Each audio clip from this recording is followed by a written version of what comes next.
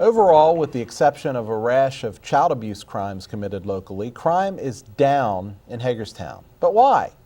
Is it an actual decrease or just new reporting standards?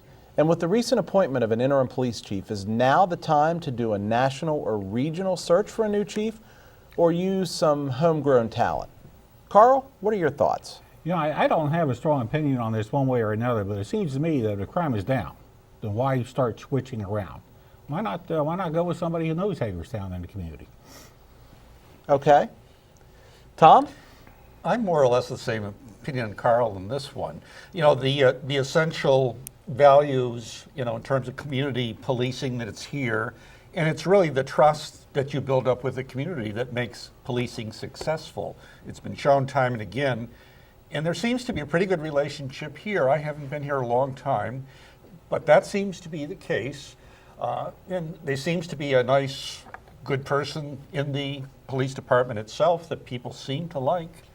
And I'd be inclined to think, well, you know, maybe you want to go with them, but it doesn't hurt maybe to check. I think they just hired a consultant. Yes, they did. You know, but I'd be kind of inclined to go that way if there's not a big problem to be solved. It's not like somewhere like a Ferguson where they're hiring somebody from outside. There's a whole different reason in terms of the trust factor with the community, but I don't think that exists here. At least that's the impression I get. Do you have the same? Or? Should we be preparing for a Ferguson? Should we, you know, should we be preparing for something like happened in Baltimore City? I just don't think that the situation would prop that up. So we basically, and I know that we're dealing with a couple of things here. We have a perception. So people often outside of Hagerstown seem to have this perception that Hagerstown is a very crime-ridden place, which is not. Additionally, at places like Ferguson, they have a lot of racial tension, which we don't have as a community. So one thing that having moved to Hagerstown a long time ago, I've always appreciated about living here is the fact that we have a very well integrated community and we have a police force that doesn't act as an outside player. So they're members of the community, they integrate with the community, they're respected by the community. So I think generally speaking, you know, we have a national culture where if a police system is broken, you bring somebody in from outside, and sometimes that makes sense. If the culture of that police force is broken, as you had in the case of LA during the 90s, as you had it in the case of a lot of other cities, and definitely in the case of Ferguson, and my wife is from the Midwest, so I have some insight into how the society is structured in other areas of the country. We don't have those problems. So we have a police force that works very well with the local population. And is there always a benefit for looking for somebody from outside? Potentially. You should always keep your options open. By the same token, we don't have the same issues that would generate the sort of distrust and a sort of impetus to bring somebody from outside, in my personal opinion. Carl, do you think that somebody in Ferguson before the trouble happened might have said the same thing that Colin just said? And do you think, the follow-on to that is, do you think the fact that many of those protesters were imported into Ferguson and weren't from Ferguson proper then incited people in Ferguson to become more violent? I think if you had somebody who's objective about what Ferguson's socioeconomic situation was prior to the riots breaking out, then they would realize that they had a potential for a very significant problem there. I'm with Colin. I just don't see where we have that strong of a potential here. That said, any police department and any municipality that does prepare for civil unrest is silly. So I'm sure that we do that, but there's no sense in going off the deep end over it either. And I personally not at all sure that there's a whole lot of sense in putting money into a consultant to do a national search when the police force is very well recognized and well respected here. Why not go with somebody from within the police department? Tom, you know, in the business community, businesses, larger businesses in particular, often mix a combination as they look to bring on new positions. They do a mix of outside people, bringing them in to add new ideas to the organization, and then a mix of inside people to give people within the organization the chance to move up. What types of skills do you think an outside person could bring that an inside person just wouldn't have? Well, it might just be fresh ideas.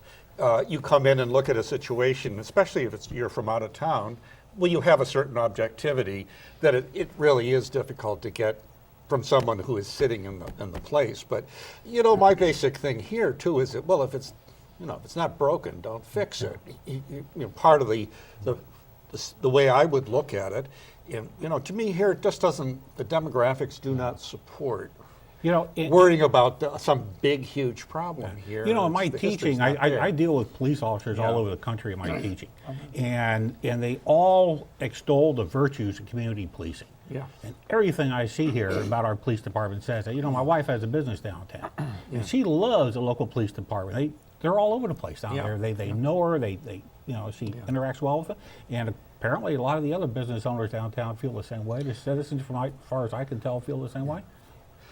So Mark Holtzman, as the most recent police chief, came up through the ranks in the Hagerstown Police Department. He started here as a cadet. I remember he was on the scene of, I was involved in a little fender bender where one car hit another and smacked him into me, and I was sitting still at a stoplight, so no, I didn't get charged. But regardless, he came up through the ranks, and if you'll remember, when he first took over as police chief, crime went up. Now, I'm not suggesting that it went up because of him, but crime went up, and now it's started to go the other way.